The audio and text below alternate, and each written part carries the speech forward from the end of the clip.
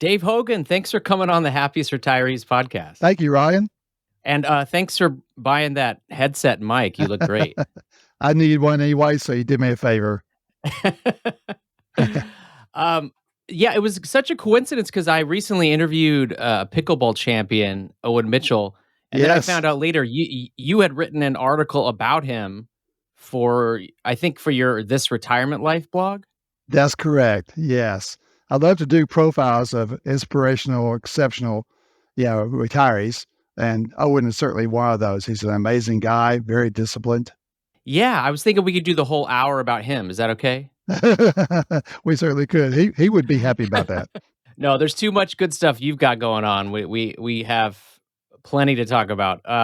So okay, Dave, you have before we even get started, I want to get into these two incredible blogs you have, and you can explain.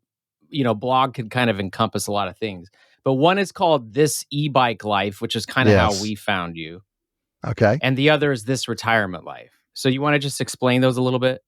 Yes, right. I started this retirement blog, probably 6 years or so ago.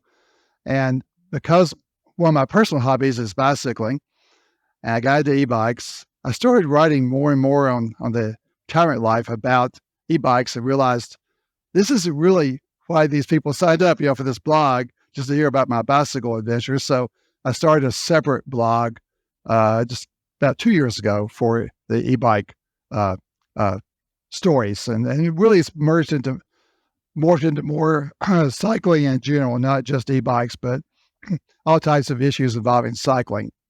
Oh, okay. And I was looking through. I was looking through both. But when I saw Yeah, This Retirement Life, I thought, well, this can't all be just Dave. There were so many articles, but they all said written by Dave Hogan. I will occasionally have a guest contributor, to the blog, but yes, 95% of it is me. And I would love to write more, but as we'll get into later, I still have some work responsibilities too, and other things going on in my life. So, one thing I found about blogging is, you could make a full time pursuit of it easily. Oh Interviewing yeah, people and chasing stories, doing research, marketing in the blog. It could be a full time pursuit, and frankly, probably an enjoyable one for me, since I like to write. yeah. But I just don't have that time. So I do what I can with it, but I enjoy the experiences. As I said, I get to meet some great people like Owen Mitchell who have exceptional stories to tell. Yeah, and when I hear you say you just don't have time, that's such a consistent thing that I hear from Yeah. happy retirees. Hmm. The Yes. happiest retirees don't have time because they're constantly doing tons of fun things.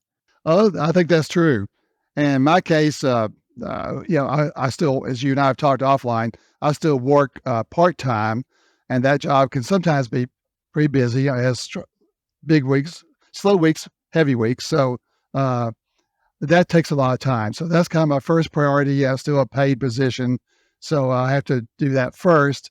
But then when I have time, sure, there's always another bike trail I haven't ridden yet that I'd love to ride somewhere, or travel pursuits for my wife and I, writing for the blog. There's always something to do.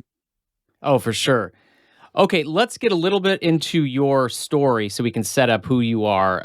Okay. What did you do? Where are you from, and what did you do during your primary working years? Yeah. Grew up in Memphis, Tennessee. That was my hometown, and where my wife and I met at the University of Memphis uh, and as college students. But we've been away from there for a long time. And have moved around mostly in the southeastern U.S. We've been in North Carolina and South Carolina and Florida primarily is where we've lived the most, and then also Texas. um, I've done a variety of things. I've had to sort of reinvent myself. My degrees were in journalism. I have the undergraduate degree from University of Memphis, graduate degree later from Ohio State, the Ohio State University, I should say. Yeah, you got Uh, to add that "the." yeah, go Buckeyes, right? So I was a newspaper journalist for several years right out of college, and that it's a good thing. I guess I got out because I could see the writing on the wall already that field didn't seem to have a good future to it, and wasn't making the progress I wanted to make career wise. So moved into other fields, into financial planning, investment work for about a decade, and uh, moved into investor relations work, which most people don't know what that is, but it's representing a public company to their shareholder base. And and Oh, then yeah, interesting. then yeah, in public relations work, worked for a couple of universities in public relations field. And the last 10 years has probably been the most enjoyable of all career wise for me. I've worked for a nonprofit. It's a Christian academy and children's home in Central Florida. And I've thoroughly enjoyed them. I'm in marketing and fundraising for them. They call it development work. And Okay. uh, it's been very rewarding. And, like a lot of nonprofits, they do very good work as you get to see the progress that children and families are making as they go through the program. And so it's been a great adventure. So that's how I've ended my career in the nonprofit side. Yeah, you had mentioned you, and I should say volunteering always tops the list that Yes, in our research for what happy retirees like to do. And you sort of expected to be volunteering, but it turned I did. into a part-time job. Yes, I actually was working full time for the children's home, and then about 6 years ago now, I was uh, at a point where I was thinking about retiring someday, but didn't know quite when. And our daughter got pregnant, gave us our first and only grandchild. And I was working in Florida. Congratulations. Thank you. I was working in Florida, the children's home. She was in Texas. And so my wife and I talked about decided we wanted to spend part of our year in Texas near our granddaughter. And so I approached my bosses at the children's home and academy, and we worked out terms where I would go kind of, I guess you could call it semi-retirement, but I'm working part-time and I've done that now for 6 years in that capacity. So I went from full-time to part-time with the same nonprofit. So in a way, it's kind of the best of both worlds. I wanted to do volunteer work anyway when I retired, and now I'm getting paid to do so. So that works out well. Yeah, that works out great. Yes. And so you live part-time in Texas, part-time in Florida, right? Yes. That's what you said? Yes. So do you own in both places? Do you rent? How do you do that? We do. We had, we're not wealthy people. We had one, nice house there in Central Florida. Uh, and that we decide, well, what we're going to do. If we want to spend part time at both places, we're going to need a home, but we can't afford to buy two houses. And so we sold that main home and bought into a 55 plus manufactured home community in Florida. Those are quite common down here. They're mobile Yeah. homes, but nowadays it's more politically correct to call them manufactured homes. But Oh, okay. hey, don't call it trailers. No, they're not trailers. I mean, it's a nice community, but still a relatively low cost. So we put part of the money from our house into that, and then bought just a modest condo out in Texas. And so both Oh, of them work real well because both of them are the type houses we can, lock the door and walk away from. We don't have any outside maintenance to do at either place. yeah. Someone That else is makes a taking big care of difference. that. Yeah, so it's worked out very well for us. We've got good neighbors both places. Have enjoyed both homes. And you don't have to rent out one of them while you're not there. You're able to just in and out yourselves. Yes, we've debated about that because I guess we could, or we could do an Airbnb or something. But you know how it is. It's your stuff, and we just don't Yeah. want to go to the bother of having to deal with other people coming into our home. Yeah, if you don't have to do it, obviously it's Right. yeah, Yeah. preferable.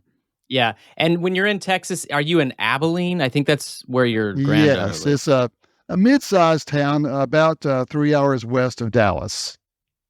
3 hour okay, so is that I know West Texas is like a region that West Yes, Texans are proud of, so that counts as that? yes, we're in the oil belt out here in West Yeah, Texas. Yes. and then when you're in Florida, you're in near Orlando? Yes, it's, Mount Dora is where the children's home is located. We live nearby, and it's about, depending on where in Orlando you're going, but from the center of Orlando, about 1 hour north. Okay, Very, okay, very, gotcha. very beautiful area state. Lots of the big uh, live oak trees with the Spanish moss and lots of lakes. In fact, our county is called Lake County, and there's Oh, literally hundreds of named lakes within the county. So it's very and they pretty. all have they all have alligators in them, right? They do, every one of them. Yeah. If they don't today, they will tomorrow. Yes, You're yes. right. Yeah. Assume they do, and you'll be Well, I safer. assume yes. I see people out there, doing the tubing and paddleboard stuff and all that. Oh, I don't know. I want to be a good solid boat if I'm in the water down there.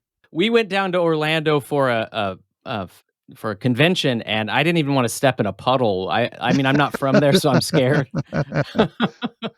Yes, Okay, so Dave, why are you a happy retiree, and why do you think people can benefit from listening to your story? yes. And, it's always a hard question to answer about yourself. But I think if there's a few things perhaps that I could share about my story that maybe can help someone else. One is I think it's really important, in retirement, to have a purpose. Now, in my case, of course, still working part time gives me some of that purpose because I work for a nonprofit. They do good work. I love the cause, and so it's easy to do that work. But it gives me something each day to get up. I've got an agenda. I've got things to do. I, so whether it's working or volunteering for a nonprofit, maybe even being a caregiver or somehow involved, helping with the grandchildren or parents, or you know you got to have something that motivates you to get up. So having a purpose, I think, is really important. Uh, Everybody's wired differently. I don't want to criticize someone that finds happiness in playing golf every day of their life, but to me, it's got to be more than that. So I enjoy my bike, for instance, but do I want to ride, every day for 20 miles? No, not really. I mean, Yeah, I ride several days a week, but I don't, that's not something I want. That's not the main thing I do. Uh, so I right. think it's a good to have purpose. I guess secondly too, I think it's really good to keep an optimistic outlook. Um, Too many old people uh, get in that rut of complaining about things, complaining about how life is so much better back when, and complaining about young people today, those kinds of things. I think that tags you as an old person. So I think you got to keep Yeah, young at heart, so to speak. Keep optimistic. I'm one of those. I'm not afraid of technology. I'm not afraid of the future. Some things are going to get better. Some things are going to get worse. But that's the way the world is. But yeah, I think we live in exciting times, and I don't want to dwell on the past. The past is the past, and some of it was better than now. Some of it was a lot worse than now. So I think it's yeah. good to keep optimistic and keep looking ahead and not backwards. Well, I guess the purpose of this podcast isn't just for me to be happier, but I want to say that advice I'm going to use because I'm in my Good. 40s, and so I'm in my 40s, but I still find myself sometimes being the crotchety old guy who's like, "Why are these kids doing this?" So I think that you're right. A lot of the new ideas and methods are good. They improve life. So Yes. having an open mind to that is a positive. Yes, it is. And I working at an academy, a school. I'm around a lot of young people, and some of them are absolutely amazing young people who are very focused, very dedicated to what they do, who are accomplishing things at their age I would have never accomplished. And so, Yeah. when people say how bad kids are today, say, well, they're good, they're kids, and they're bad kids, but our generation was the same, I'm sure. Right. Yeah. Right. And so, I mean, there are lots of wonderful young folks out there uh, who give me hope, for the future. Right. Whenever I'm around, I have a niece and a nephew who are young, and I have a 1-year-old, so he's a little too young to have conversations with so far, although we try. Yeah. But the my niece and nephew, I don't remember being that smart when I was that young. So I'm very much optimistic about that. They seem very smart kids today. So Yeah. okay, so let's see. We talked about what listeners can learn from you. Is there anything that you would say that could help spark someone who's maybe trying to find that purpose? Like, how did you already know what yours was, or did you have to search for it? Well, I mean, it's changed somewhat. I think I'm a person of faith, and I thought, maybe when I was your age or in my 50s, I assumed when I retired, I would maybe get more involved in church work, perhaps be an elder, officer at my church, and probably find one or two nonprofits to get engaged in. That's what my vision was of this stage of life. So it's changed some, but I do work still for a faith-based nonprofit. So, I'm not too far from where I plan to be. But I think it is good to start thinking about it early. You don't want to wait till you're 65 to start thinking, well, what am I going to do next? And so it's good to have thought, thoughts about that ahead of time, what you want to do when you do retire, and maybe even plan for it. Perhaps you want to go back to school and get a degree and start something else. Man, I saw a story recently about a woman in her early 70s who got a medical degree and wants to be a doctor. That really? I mean, she's like 72, but I mean, Why not? wow, I Right? mean, more power to her. She may have 15 or 20 years to practice medicine, and who knows? And so, uh, but I think whatever the dream is, you need to have something you can aim for and put into practice. Another good reason to do that too. Sometimes retirement comes to people before they're ready for it, and so if you Oh, wait too right. late to Yeah. start thinking about it, planning for it, you can be caught flat-footed because the boss may call you in when you're 61 or whatever and say you're done, and then all of a sudden you're retired where you didn't plan to be yet. Yeah, I interviewed a guy who that happened to, and he thought, he was forced into retirement at a younger age, I think Yeah. in his 50s. And he thought, wow, I just won the jackpot. They're going to give me a severance. I don't have to work. And then all of a sudden he found out he was depressed. Yes. Yes. So That's common. it Yeah. really, right. So it takes more than just Yeah. not working. You have to have a reason that you want to get up and go do something. And when you talk about the woman that wanted to become a doctor later in life, I mean, when at least when I was younger, I thought, well, the the journey doesn't start until, like, in her case, maybe she becomes the doctor, but no, becoming the doctor is also such a rewarding, that process Yes. of Yeah. learning and all of that. It all counts. So, yeah, that's very, very interesting. Okay, so you began your career as a newspaper journalist. Where Yes. was that? Worked for two newspapers, first in my hometown in Memphis, Tennessee. And then later, after I got out of graduate school, went to work for a newspaper in called Florida Today in the Oh, Space Coast area, Brevard County, Florida, Melbourne, Cocoa Beach area. oh, by Cape Canaveral, or that's what I think Yes. of. Okay. Yes. And the paper was in Memphis, the original. The first paper, yes. That was back in Okay. the days when now you're right, you wouldn't remember this, but most large cities used to have a morning newspaper and an afternoon newspaper. That was common back then. I've And so, heard, yeah. yeah, so I worked for the afternoon newspaper and we were quite competitive with each other. I think Oh, in yes, I mean, with the morning and afternoon paper, I was on a beat and, if I got scooped in my beat by the morning paper, my boss would be all over me like, "Why didn't you get that story first?" So, it was a good oh, thing for the public because there were 2 of us and we were competing with each other. it was a sibling rivalry and everyone else benefited from. Yeah, we were under the same Yeah. ownership, but we were on different floors of the same building, and honestly, we didn't have much interaction between us because we wanted to keep independent from each other Oh, I and see. And competitive. how did that work? If you had a deadline, or you were sitting on some breaking story, you'd have to wait all the way until the afternoon, or you wouldn't share that with the morning people so they could get it out there? No, we were very independent at that point, and, yeah, so, we would do our best to get the story out, on our time frame if we could. Yeah. But, Okay. those were kind of the glory days of journalism in a way, back when newspapers really had a lot of muscle. Most people subscribed to the local paper, one or both of them, and, yeah, newspapers really mattered. Yeah, after online, of course, came about, the ad revenue all went elsewhere. That was the end of the glory days, at least, of newspapering. Yeah, I've tried to sort of rekindle it just in my life. I subscribed to the paper, and then it just kept piling up, and I would read the stories online anyway. So it's tough to get back to Yeah. that. Okay, so you've talked about this, but I want to kind of label it. You have two. Well, you have probably more than two, but your two biggest core pursuits, would you say, are writing and cycling? Yes, and they go together well, since, of course, one of my, blogs is about cycling. Uh, But again, I first got my love for writing. I was on the high school newspaper staff, and went on to major in journalism in college. So I've always enjoyed to write, and hopefully I'm halfway decent at doing so. Uh, so that's when I I think retired. so That from what was I've read. something. Oh, thank you. I appreciate that, Ryan.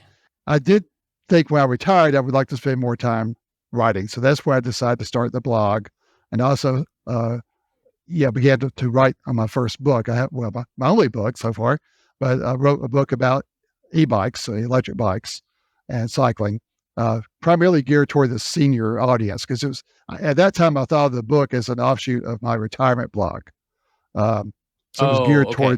toward the senior age market, about why get back into cycling and how to do it as a senior. And that book still it was published in December of 21, so it's almost 2 years old now. So it's still circulating. It's on Amazon and Apple and Barnes Noble, all those sites. So the Okay. two big core pursuits are riding and cycling, and what I loved Yes. about that was you mentioned that, one exercises your mind and the other one exercises your body, and both of those are so important for health and happiness. Yeah, that's true. Thanks. Obviously, of course, writing is a good intellectual pursuit. I'm always looking for the next idea or the next person to interview. It requires doing some research and then the writing and then the production side, putting the blog together, getting the style correct and getting it out there to the public. So there's a lot of pieces to doing a blogs that certainly keeps the mind active.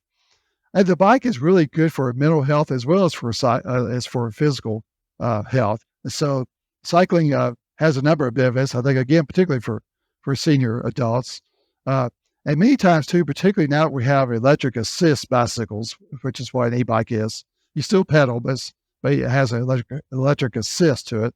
Now that those are available, and more seniors are able to get on a bike and ride. Where it may have gotten too hard to ride a traditional bicycle, now that there's a little bit of an electric boost that will help you, um, cycling all of a sudden becomes alive again. It's something that seniors can do, and it opens up really a whole new lifestyle because you find there's, uh, I guess, thousands of trails, but trails all over the country and even in other nations that make great travel opportunities. And I've traveled to several states, for the primary purpose of just riding on some bike trails that I had read I about. think So you've it been to becomes a 14 lifestyle. states, right?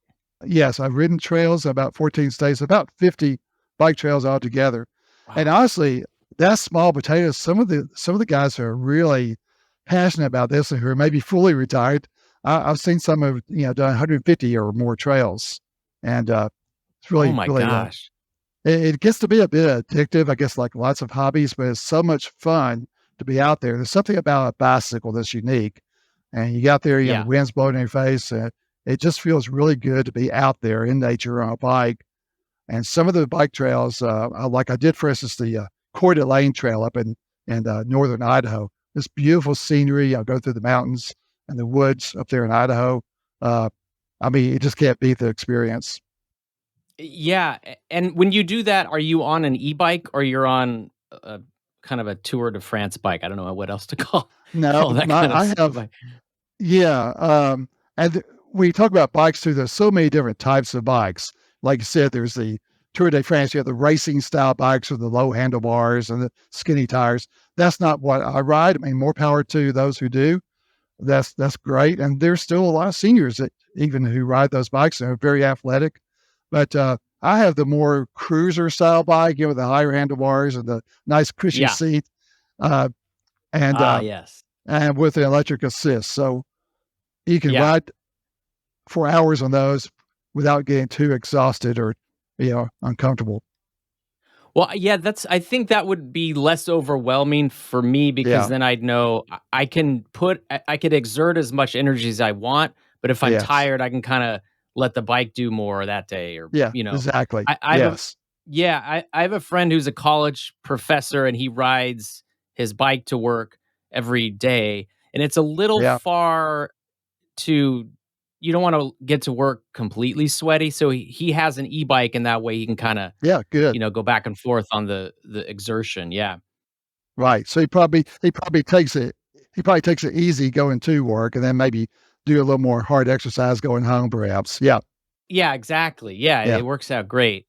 And for you, your bike is your freedom. You were specific about that, right? yes. As a child, I think this is a common thing you hear from baby boomer generation people.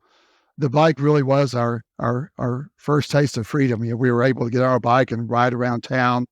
And back in those days, it was pre-cell phone, and before we worried about our kids as much as we do now. I mean, I'd be out for hours on my bike. Parents had no idea where I was and no way of reaching me. I had no way of calling home, and I'd just be out exploring the town. And that was typical for my generation. It was a lot of fun. By the way, when I went to the Yeah. Netherlands this year, I did a bike tour in the Netherlands. I found Wow. kids over there have the same freedom today. It's really interesting to see like uh, 12 and 13, 14-year-old kids who over here in the house can't, in the US, they can't go anywhere without mama or daddy taking them in the car. Over there, they just I hop on their know. bike and ride because they have such great bike infrastructure and trails that kids over there have much That's more freedom. amazing. And reminded me of my own childhood. Yeah, I'm jealous. When I was a kid, it was the same. It was just bye, mom, and then it'd be back for dinner. Yes. I'd throw my bike on the front Yes. lawn, and it was Hmm. there the next morning. I miss that. Yeah. Um, but now with my son, who's when he gets older, it's going to be hard for me to give him that freedom that I had, and I guess that's something I need to explore. But yeah, I totally agree. Um, and would you say that you so well, I guess one thing I wanted to point out to the aspiring happy retirees listening is that, when you're looking for a core pursuit, it doesn't have to be something you've never once thought of. You don't have to hang glide naked or some crazy thing. Yeah. For you, it was things you already liked and you went to those, and that makes you happy. So it doesn't have to be some crazy thing. It can be the core pursuits can be the passions you have always loved. Yes, because I think I've always owned a bicycle. Yeah, depending on what was going on in my life and career, some years I rode more than others. I wasn't always a passionate cyclist, but I've always owned a bike. I always kind of considered myself a bicycle guy. Uh, but really, with of course having more time when you get to retirement age, even working part time, I have time to work and bike rides during the day.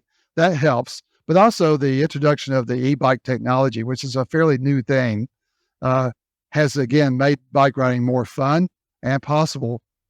On my bike I had before, I was already getting to the point where I wasn't looking forward to the next hill. Hills or wind was just like, yeah, this isn't fun, riding a bike into Yeah. the wind. But now with the No. e-bike, I mean, you just cut right through the wind. It's not a problem, or go up the hill. Uh, and so, particularly as a senior, I ride more now than I ever have in my life, and it's because of the Oh. e-bike technology. Yeah, that's great. I hadn't ridden in a while, and I went out riding, and like you said, the wind was coming at Yeah. me, Yes. and I realized, this is a lot harder than it used to be. You need an e-bike. Yeah. Yeah, I know, I need an e-bike. In addition to biking and riding, you and your wife, Kathy, one of Yes. your core pursuits would be traveling. Yes, we enjoy travel. As I said, we went to Europe late this summer, early fall, and of course, I had to work in some cycling with that. So I did a 5-day bike tour through the Netherlands, which was a wonderful experience. And anyone who likes to cycle at all, I definitely recommend Holland. It's a great place to go and cycle. Um, but we went to Germany and Switzerland too. So we enjoy travel. Now, that's probably our most exotic trip we've done so far. Most of our travel has been here in the States, or maybe a cruise or something, like that here in North America. But really, it's just a factor of time and money. I would love to travel a Yeah. lot more than what we do, but we try to get in at least one big trip a year. Tell me about some of the trips. So this year was the Netherlands? Yes, Netherlands and Germany. Yeah, last year we did actually. I did two trips. My wife was with me on one of them. The bike trip I told you about to northern Idaho, Coeur d'Alene. All right. I did I solo. I drove from a Texas house up there. We have a minivan, and one thing I enjoy doing when it's just me is I camp in my minivan, and so Oh, is we're not really camper people. We haven't done a lot of camping. We've never owned an RV, Uh, but my minivan is one of those where you can drop all the seats into the floorboard, uh, and I can put up a bed back there, and buy a few essentials that you need for camping, and throw my bike in the back too in the minivan, and off I go. So I went up through Colorado and Wyoming and Montana, and then Idaho, and stopped along the way, and I rode bikes in at least three of those states, and had a lot of fun. Oh, But that that's was just great. me. And then now I was grateful my wife was nice enough to let me go and and uh, Yeah. and do that on my own. I was gone for about 3 weeks from the home, but then The later in the boss gave you summer, some time off. Is that she did. Yeah. She said, "Please," she said, "Please go." Yeah, no, I'm kidding, but stay as long as you want. But Yeah. then later, the two of us together went up to northern Michigan, along the Lake Oh, Michigan, Petoskey and Traverse City. Just gorgeous country in the summertime. Uh, Beautiful lake, and there again, yeah, I did some biking while I was there, but we also did things that she enjoyed. We went to uh, Frankenmuth, which is a German village in German and Michigan. We went to Mackinac Island and did saw the sights there. So we had a good time. the host of our flagship podcast, Retire Sooner, Wes Moss, he loves Michigan. In fact, Yeah. he won't even go through a podcast interview without asking someone what's your favorite place to visit in Michigan. Like that's his specific question. So I hear about Michigan a lot. I feel like I need to go there. Well, it's a little bit embarrassing for me since I'm a graduate of the Ohio State University to say how much Yeah, I enjoy yeah. Michigan, but I do. I know I don't you're go gonna to get in Ann Arbor. trouble. I just avoid Ann Yeah, if you Arbor, but avoid if you avoid Ann Arbor, maybe it's okay. I don't, yeah. but Michigan is a beautiful state. There's so much to see. In fact, that's one of the places I would very much like to go back to and see again. Yeah, for sure. And I Same guess here. our other main travel pursuit, we back 30 years ago, we bought some timeshare weeks down on the southwest coast of Florida, a town called Marco Island, just south of Naples. Okay. And it was kind of sleepy at the time. It has since emerged into a really first class resort area as the whole Naples and Southwest Florida area has grown and matured. And so we still go down there, and usually one or both of our children and their husbands will join us, for part of the time at the beach. So we love that beach. We're kind of beach people, and we enjoy going down Oh, there and just okay. sort of chilling. Yes, and read books, play in the water, do those things, just rest. All those, yeah. And speaking of books and traveling in a van, there's a great book called Travels with Charlie by John Steinbeck that I guess he was in more of a camper, but I Okay. don't know how you did your laundry, but the next time you might want to consider he would put it in a bucket and then just the shaking from driving would wash his clothes for him. So give that a Good try idea. next time. I should read that book. Yeah. Yeah, yeah. Um, okay, so we find in our research that the happiest retirees, they live near at least one of their adult children, or I We guess have half. But you have wait, how many daughters do you have? Did you we say? have two daughters, and one's in North Carolina and one's in Texas, so they're very spread out. Uh, Okay, and then again, our main home was in Florida before our granddaughter was born. So we do spend roughly half the year with our younger daughter and our grandchild, and of course our son-in-law in Texas. We live about 15 minutes from them, so we see them okay. quite often. Usually have our granddaughter over for a sleepover at least once a week. Yeah, you had said that. I thought that was so cool. So pretty much every week she comes over, Yeah, spends the night. You put the training wheels on. I don't know if it's an e-bike or a bike, but just a bite. oh, it's just a bike. She's got Yeah, young legs. yeah. And you go out and ride in the park with her and just have a great Yes, we time. got a nice park nearby with some paved trails in it. So she enjoys going with me. I feel like I'm hopefully raising the next generation of cyclists this way. Yeah, Hope instilling that love of bicycling in her. So it's a it lot of sounds fun. like It's you something are. she and I could do together. Yeah. Yeah, yeah. Oh, absolutely. And I don't know if you find this, but I've noticed with my son, my parents and my wife's parents, all of a sudden they're super sweet. They were a little more disciplinarians Yeah. for us. Yes. So you could, I don't know if you're with your granddaughter, you're probably, the sweet guy. We have fun. She calls me silly Papa. So, yeah, it's fun to be able to. Papa's play a special role, I think, with young children, where you can goof around with them a lot and don't have to be too serious. Yeah. So, yeah, it's fun. Yeah. We find social groups can be a really important part of staying happy in retirement. And you had mentioned that most of your social circle comes from church. Yes, I said we're both people of faith, and so we're pretty involved in church, and so we're involved. We're in a Bible class there on Sunday mornings that is made up of people our age. It's probably 50 people or so in the class, good sized class. All of us are, uh, you know, the grandparent age. And so we get together. In fact, we just had a luncheon yesterday for the senior group at our church. And we usually have a dinner in someone's home at least once a month and to do things together and occasionally just some service projects too, for the church or the community. So it's a good group. And we have found most of our friends tend to come from that church experience.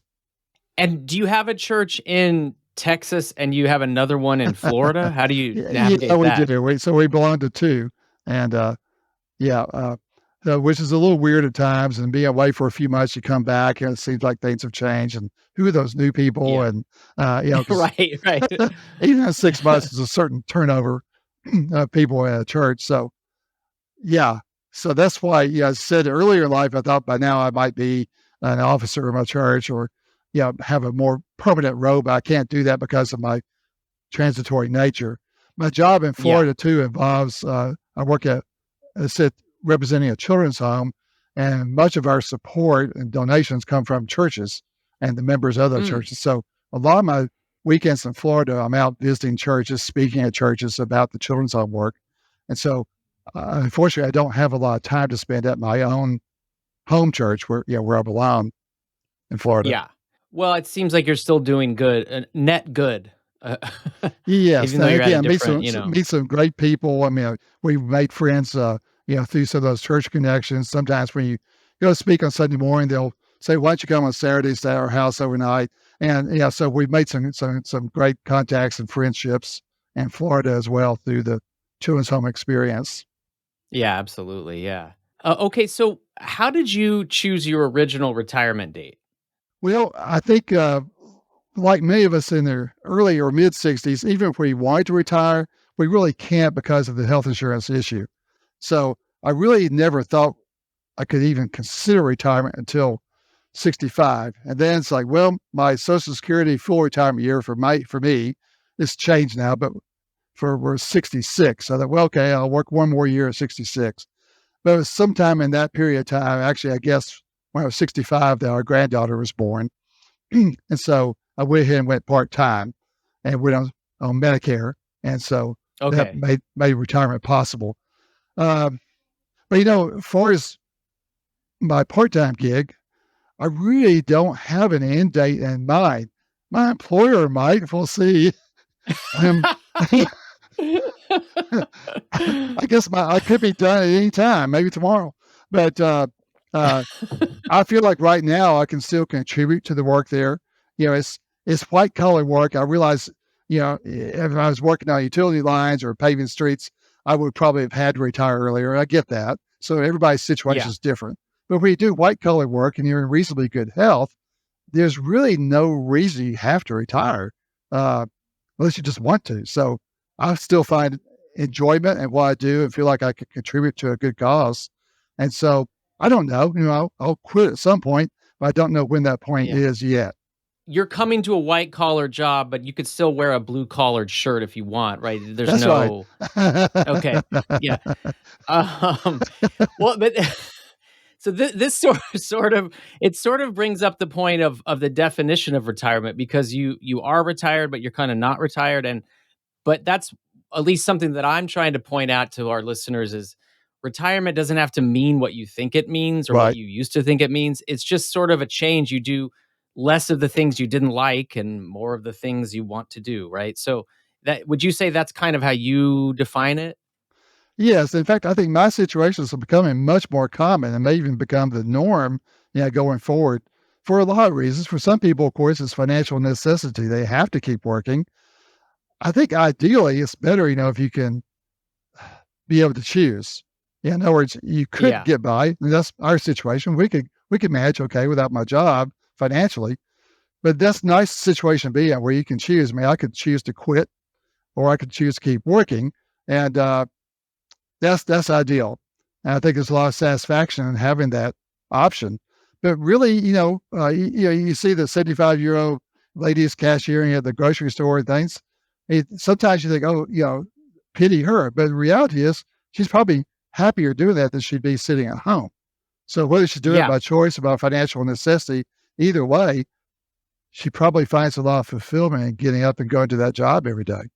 Yeah, this is a sort of a similar theme in a much smaller way, but I've noticed that on days when I'm feeling kind of uh, down or just off, I just go take a walk, and it's just something about that movement. Uh, Yes. Things start to flow a little bit, So it's in retirement. It's kind of a similar thing. If you're out there doing things, your juices are flowing. You're releasing endorphins. I don't know. I'm not a doctor, although I could become one later in life if I want. Using that lady as inspiration, but That's right. right. I think too, we all Yeah, need that social element. People we're social creatures. We need other people in our lives, and one of the risks of retirement, especially, if you're widowed or widower or not married, uh, the tendency is to hoe up in your house to become more of a hermit, so to speak, more isolated, and not have a lot of social interaction with other people. Now, I think that's very unhealthy. So yeah, again, whether you're a cashier at the supermarket or doing whatever, uh, or again, volunteer work. Doesn't have to be a paid job, but doing something like that to keep active is healthier for you. You're probably going to live longer and maybe be happier than if you just stayed home, heaven forbid, watch TV. I can't imagine to me a worse retirement than sitting and watching TV all day. I would not want to do that. yeah. Unless there's a college football game on, then you might consider it. Yes, especially the Buckeyes. Yeah. What would you consider the biggest challenges that you faced along the journey of retirement or semi-retirement? I guess knowing when to quit is sometimes hard. Sometimes you look at yourself and say, you're getting older. You know, are you still relevant? Can you still do your job? In my case, so far, I think the answer is yes. But sometimes you wonder if you're objective enough to make that call. So sometimes knowing when to slow down, when to quit, how much of your time you should spend family with your spouse and doing personal stuff versus being engaged in work activities or even other pursuits. I know guys, and they love doing what they do, but I mean, literally, some of them spend half a day or more on their bicycle, and Oh, I don't really want to do that. Even I think you got to try to yeah. find that balance of spending time. If you're married, of course, with your spouse, because those years are precious too. You never know how many more of those years you're going to have together, and so it's really important to be able to enjoy that time together, uh, and balance that with whatever else it might be you're doing in life. And if you're fortunate enough to have kids or grandkids nearby, that you get along with, then it's great to spend time with them too. Yeah. So in that way, it sounds like you're saying some of the main limitations in retirement are more physical, so that the mental and emotional, you've been able to maybe stretch your wings more. But with physically, I better not ride my bike as long, or maybe you don't want to anyway. But is that kind of what you're saying, or did Well, I get I that guess wrong? it's just the time constraints, I suppose. How much Oh, of your okay. time do you want to spend in leisure activities versus work versus family, or maybe versus again volunteering? So I think, uh, like you said before, even us seniors complain a lot about lack of time, and that's true because you want to do so many different things. But I think Yeah. to me, happiness is trying to find a good balance there where I'm not ignoring my wife because I have a job. I'm not ignoring my kids and not ignoring your health because that's something we haven't touched on much yet. But I think for seniors, it's really important to make your health a priority. Of course, it helps if you've been doing that all along and not waiting until you're Yeah. 65.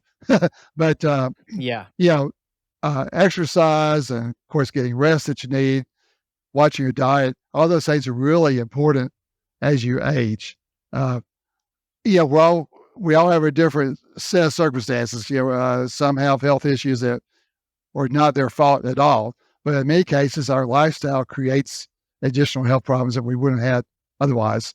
And so, bad habits, et cetera. So I think, trying to live, I guess what you call a clean life and taking care of yourself, exercising, I think is really important because to me, it's not about extending the quantity or length of my life.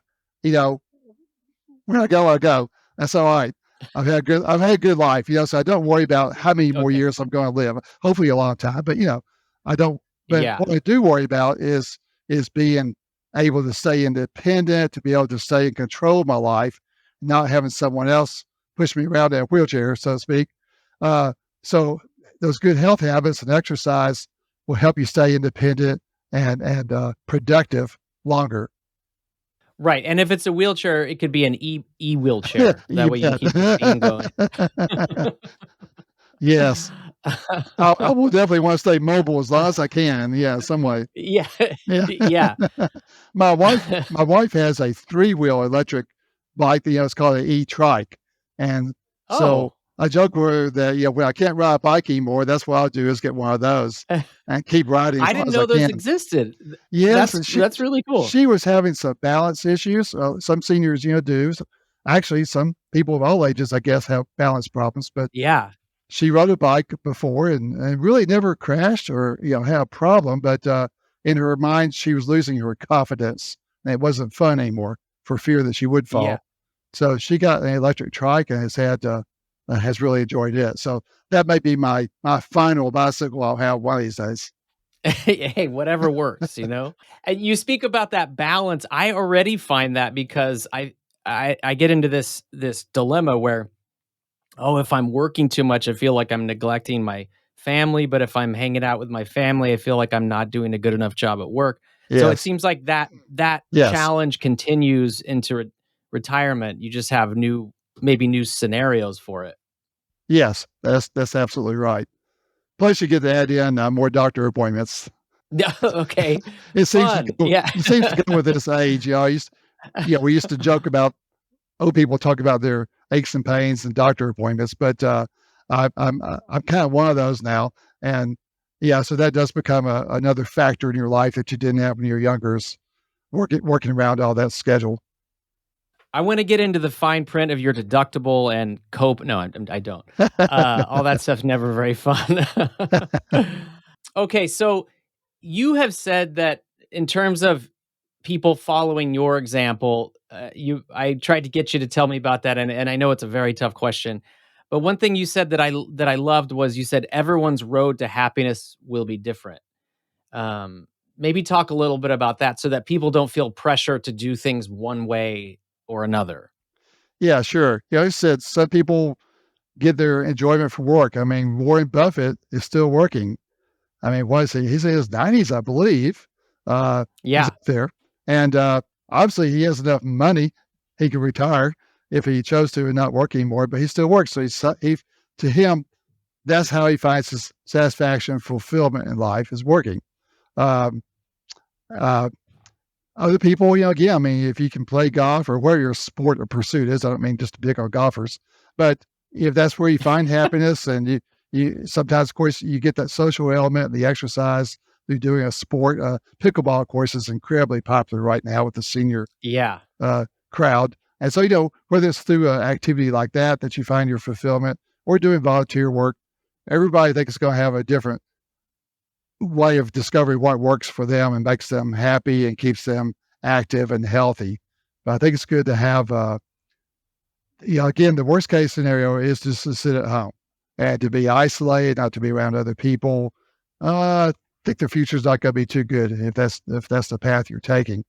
And that's what yeah, happens to so many people who look forward to retirement. And then they retire. They don't have a plan. They find, well, this is kind of boring. So next thing you know, yeah. 6 months or a year later, they're back to work again.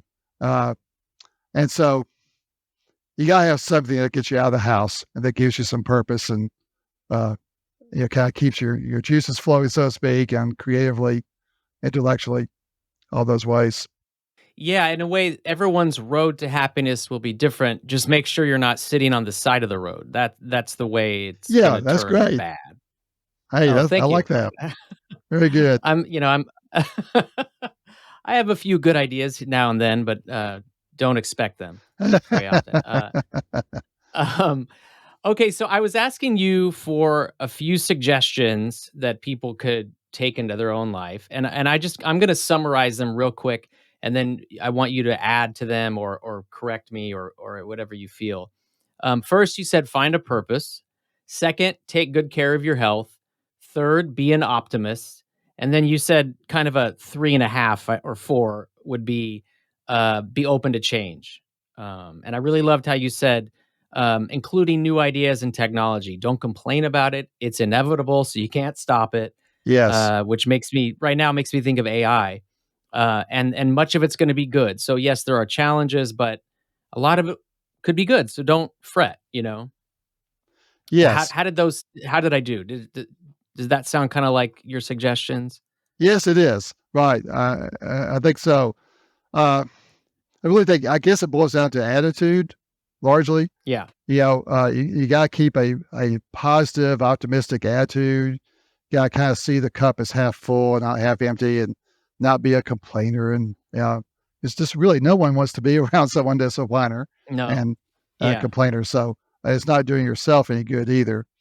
Um, and sometimes people get fretful about the world and everything. I'll tell people sometimes, yeah, I know other seniors who have a lot of time on their hands. They spend hours a day just watching the news on TV, and then they get all fretful. So why don't you just yeah, stop watching the news? Just go out and do something. Get out of your house, turn off the TV set. They get too wrapped up in all that stuff.